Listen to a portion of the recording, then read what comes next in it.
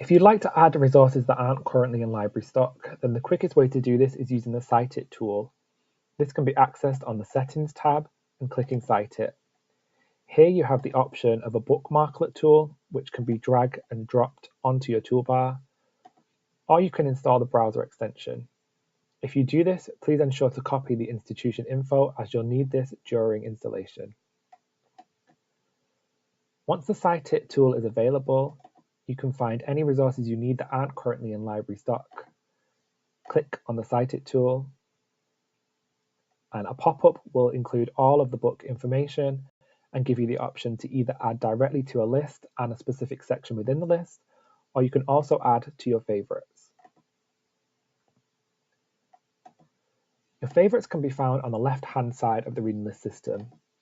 This is a private list of resources that you can choose to add to any of your lists. You can do this individually by the item menus on the right-hand side, or you can tick multiple resources and add all of these to a list at once.